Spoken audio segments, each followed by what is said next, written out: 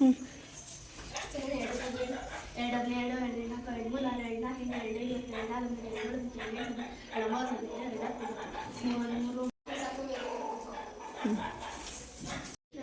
ಮಾಡಿದ ಎಲ್ಲರಿಗೂ ಅರ್ಥ ಆಯ್ತಾ? ಸ್ಕೂಲೆಲ್ಲ ಚೆನ್ನಾಗಿ ಪಾಠ ಮಾಡಿದ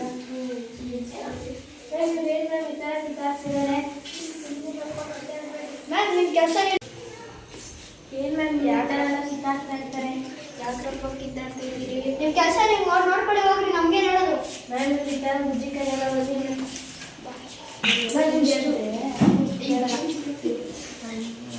ನಮ್ಮ ಸ್ಟೂಡೆಂಟ್ ಅವ್ರ ಅವ್ರಿಗೆ ಫೋನ್ ಮಾಡ್ತೀನಿ. ನಮ್ಮ ಸ್ಟೂಡೆಂಟ್ ಪಿ ಎಸ್ ಅವ್ರನ್ನ ಕರಿತೀನಿ. ಸರಿ. ಹಲೋ ಹಲೋ ಹಲೋ ದರ್ಶ ಅವರಾ? ನಾನು ಯಮುನ ಅಂತ ನಿಮ್ಮ ಟೀಚರು. ಗೊತ್ತಾಯ್ತು. ಅಲ್ಲಿ ಸಮಾಜದಲ್ಲಿ ಎಲ್ಲರೂ ಕಿತ್ತಾಡ್ತವ್ರು ಹಿಂಗೆ ಆದರೆ ನಮ್ಮ ಸಮಾಜದಲ್ಲಿ ಏನೇನು ಹೋಗುತ್ತೆ. ಇಲ್ಲಿ ಬಾಯಿಗೆ ಒಂದು ಸ್ವಲ್ಪ ಲೊಕೇಶನ್ ಕಳಿಸ್ತೀನಿ. ಆಯ್ತು ಬನ್ನಿ, ಲೊಕೇಶನ್ ಕಳಿಸಿ. ಇವನು ನನ್ನ ಹಳೆ ಸ್ಟೂಡೆಂಟ್, ಈಗ PSI ಆಫೀಸರ್ ಆಗೋರೆ. ನೋಡಿದ್ರೆ ಅವರು ಕಿತ್ತಾಡ್ತವ್ರು ಈ ಥರ ಮಾಡಿದ್ರೆ ನಮ್ಮ ಸಮಾಜಕ್ಕೆ ಒಳ್ಳೇದಾಗಲ್ಲ. ನಾನು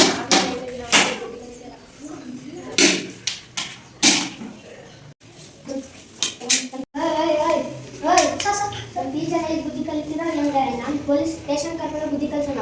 ಸರ್ ಬೇಡ ಸರ್, ಇಲ್ಲ ಸರ್, ಕಲಿಕೆ ಬುದ್ಧಿ ಸರ್. ಸರ್ ಯಾವ ತಿಂಗಳು ಸರ್ ಸರಿಯಾಗಿ ಹೋಗ್ಬೇಕು. ಎಸ್ ಸರ್ ಯಾವ ತಿಂಗಳು ಸರ್? ಎಲ್ಲೂ ಕಿತ್ತಾಡಂಗಿಲ್ಲ, ಎಲ್ಲೂ ಕಟ್ಟಿಂಗ್ ಮಾಡೋಂಗಿಲ್ಲ.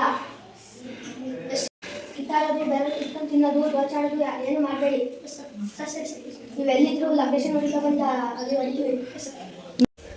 ದುಡ್ಡು ಚೆನ್ನಾಗಿ ತಿನ್ನಿ, ಬೇರೆಯವ್ರಿಗೆ ಆದರ್ಶ ಆಗಿರಬೇಕು. ಸರಿ ಸರ್. ಸಾರಿ ಕೇಳಿ. Sorry madam.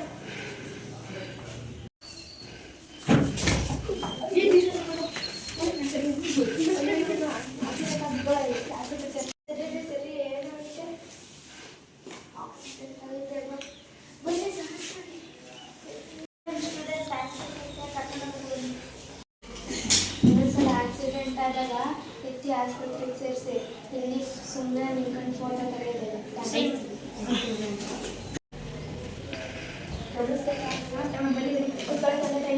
ಸ್ನೇಹಿತ ಅಂತ ಅವ್ರಿಗೆ ಆಕ್ಸಿಡೆಂಟ್ ಆಗಿದೆ.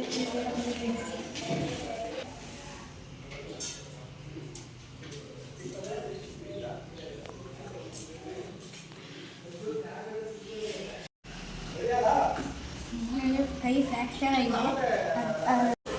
ಪ್ಲಾಸ್ಟರ್ ಹಾಕೋಣ ಮೇಡಮ್, ಏನು ತೊಂದರೆ ಇಲ್ಲ, ಪ್ಲಾಸ್ಟರ್ ಹಾಕಿ ಸರಿ ಹೋಗುತ್ತೆ.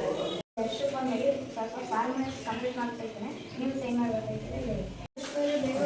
ಸ್ನೇಹಿತ ಒಬ್ಬರಿಗೆ ಆಕ್ಸಿಡೆಂಟ್ ಆಗುತ್ತೆ. ಇಲ್ಲಿ ಆಕ್ಸಿಡೆಂಟ್ ಆಯ್ತಾ ನಾನು ಬೇಗ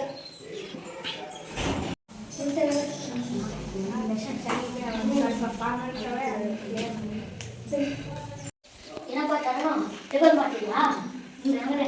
ನಾವು ಒಂದು ನೇಗ್ಲು ಬೇಕಿತ್ತು ಕಳ ಚೆನ್ನಾಗಿರೋದೊಂದು ನೀಟಾಗಿರೋದನ್ನು ಮಾಡ್ಕೊಡು. ಹಳೆ ನೇಗ್ಲು ಇತ್ತಲ್ಲ, ಅದು ನೀಟಾಗಿ ಅರಿತಿಲ್ಲ, ಅದಕ್ಕೆ ಬಂದೆ. ಸರಿ ಮಾಡ್ಕೊಡ್ತೀನಿ. ಒಂದು ಮೂಟೆ ರಾಗಿ ಬೇಕಿತ್ತು. ಅದಕ್ಕೇನು ಈ ಸತಿ ಚೆನ್ನಾಗಿ ಬೆಳೆ ಬಂದದೆ. ಈಗ 80 ಮೂಟೆ ರಾಗಿ ಬೆಳೆದಿದ್ದೀನಿ. ಒಂದು ಮೂಟೆ ತಾನೇ ತಂದ್ಕೊಡ್ತೀನಿ ಬಿಡಪ್ಪ. ಸರಿ. ಚೆನ್ನಾಗಿರೋ ರಾಗಿ ತಂದ್ಕೊಡ್ತೀಯಪ್ಪ ಮನೆಗೆ? ತಂದ್ಕೊಡ್ತೀನಿ. ಈಗ ನೇಗ್ಲು ಮಾಡ್ಕೊಡ್ತೀನಿ. ಆಯಿತು. ಓಸತ್ತಿ ನನಗೆ ಬೇವಿನ ಕಡ್ಕೆ ಅಂತ ಆ ಥರ ಮಾಡಿದ್ದಲ್ಲ, ಆ ಥರ ಮಾಡಬೇಡ. ಈ ಸತಿ ಚೆನ್ನಾಗಿರೋ ಕಡ್ಕೆ ಅಂತ ತಂದ್ಬಿಟ್ಟು ಮಾಡು. ಚಿತ್ರದೇ ಮಾಡ್ತೀನಿ. ದೇಶದ ಬೆನ್ನೆಲುಬಪ್ಪ ನೀನು, ರೈತ ಅಲ್ವಾ? ನೀನೇನಪ್ಪ ಮನೆಗೆ ಬೇಕಾಗಿರೋ ವಸ್ತು ಎಲ್ಲ ಆಫೀಸ್ಗಳು ಎಲ್ಲದಕ್ಕೂ ಬೇಕು ವಸ್ತು ಎಲ್ಲ ಮಾಡ್ತೀನಿ. ನಮ್ಮ ದೇಶಕ್ಕೆ ಬೇಕಾಗಿರೋ ಒಳ್ಳೆ ಕಾರ್ಪೆಂಟ್ರು, ನೀನು ಒಳ್ಳೆ ಕಲಾವಿದ. ಆಯಿತು ಬಿಟ್ಟ, ಎಲ್ಲರೂ ಸಹಕಾರ ಮಾಡ್ಕೊಂಡು ಒಬ್ರಿಗೊಬ್ರು ಚೆನ್ನಾಗಿರೋಣ. ಸರಿ ಸರಿ ಬೇಡ, ಕಾಫಿ ಕುಡ್ಕೊಂಡು ಹೋಗೋಣ. ಕಾಫಿ ಎಲ್ಲ ಬೇಡ, ಹೊತ್ತು ಜಾಸ್ತಿ ಕೆಲಸ ಆಗುತ್ತೆ. ಸರಿ. ಆಸ್ಪತ್ರೆ ಎಲ್ಲ ಚೆನ್ನಾಗಿ ನಡೀತೀನಪ್ಪ? ಹೆಣ್ಕಣಪ್ಪ ಚೆನ್ನಾಗಿ ನಡೀತೈತೆ. ಬಡವ್ರಿಗೆಲ್ಲ ಸಹಾಯ ಮಾಡ್ತೀನಿ ಎಲ್ಲ ಚೆನ್ನಾಗಿ ನಡೀತೈತಾ? ಸಮಾಜದಲ್ಲೆಲ್ಲ ಕರೆಕ್ಟಾಗಿ ನೋಡ್ಕೊ, ಏನು ಆರೋಪನ ಇಡ್ದಂಗೆ. ಸರಿ ನೋಡ್ಕೊತೀನಿರಪ್ಪ. ನಮ್ಮ ಶಾಲೆಯಲ್ಲಿ ಚೆನ್ನಾಗಿ ಪಾಠ ಹೇಳ್ಕೊಟ್ರೆ ನಾವು ಮರೆಯೋಕ್ಕಾಯ್ತದ? ಅಲ್ಲಿ ಒಳ್ಳೇದು ಮಾಡೋಣ ಬಾ. ನಿನ್ನ ಕೈಲಾಗಿ ನೀನು ಮಾಡೋ, ನನ್ನ ಕೈಲಾಗ ನಾನು ಮಾಡ್ತೀನಿ. ಇಂಜಿನಿಯರ್ ಮನೆ ಕಟ್ಟಕ್ಕೆ ಪ್ಲಾನ್ ಹಾಕ್ಸ್ಕೊಳ್ಳೋಣ ಬಾ. ಏನು ಮಾಡ್ತಾರೆ ಇಂಜಿನಿಯರ್? ಬರ್ರಿ ಪೊಲೀಸ್ ಆಫೀಸರ್ ಏನು ಸಮಾಚಾರ? ಯಾಕೆ ನೀವು ಮನೆ ಕಟ್ಟಕ್ಕೆ ಪ್ಲಾನ್ ಹಾಕ್ಸ್ಕೊಂಡು ನೋಡಿ ಯಾವ ಚೆನ್ನಾಗಿದೆ. ಯಾರು ಚೆನ್ನಾಗಿದ್ದೆ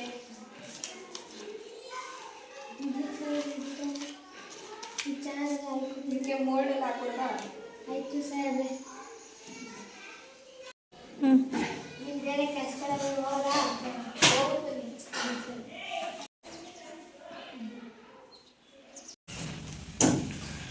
ಕಾರ್ಪೆಂಟರ್ ಹೆಂಗ್ ನಡೀತಿದ್ರವ?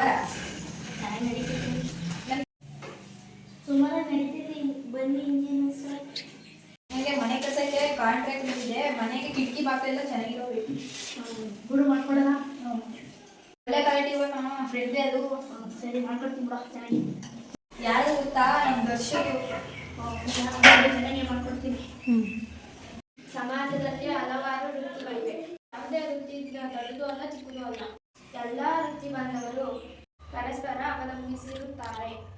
ಧನ್ಯವಾದಗಳು. ನನ್ನ ತಂದೆ ಅಡುಗೆ ಭಟ್ರು, ನಮ್ಮಮ್ಮ ಅಂಗನವಾಡಿ ಟೀಚರು, ನಮ್ಮಪ್ಪ ಅಡುಗೆ ಮಾಡಿ ಮನೆ ನಡೆಸ್ತಾರೆ. ನಮ್ಮಮ್ಮ ಟೀಚರ್ ಆಗಿ ದುಡ್ಡು ಸಂಬಳ ಬರೋದ್ರಿಂದ ಮನೆ ನಡೆಸ್ತಾರೆ. ಇಬ್ಬರಲ್ಲಿ ಯಾರನ್ನು ಕೂಡ ಒಬ್ಬರನ್ನು ಕೀಳಾಗಿ ನೋಡಲ್ಲ. ಇಬ್ಬರು ಗೌರವದಿಂದ ಇಬ್ಬರಿಗೂ ಗೌರವ ಕೊಡ್ತಾ ಮನೆನ ನಡೆಸ್ತಾ ಇದ್ದಾರೆ. ಹಾಗೂ ನನ್ನ ಹಾಗೂ ನನ್ನ ತಮ್ಮನ ಚೆನ್ನಾಗಿ ನೋಡ್ಕೊತಾ ಇದ್ದಾರೆ. ನಮ್ಮಪ್ಪ ನಮ್ಮ ಅಮ್ಮಂಗೆ ಗೌರವ ಕೊಡುತ್ತೆ, ನಮ್ಮಮ್ಮ ನಮ್ಮ ಅಪ್ಪಂಗೆ ಗೌರವ ಕೊಡುತ್ತೆ. ಯಾವುದೇ ಕೆಲಸನೂ ಕೂಡ ಕೀಳಾಗಿ ನೋಡಲ್ಲ.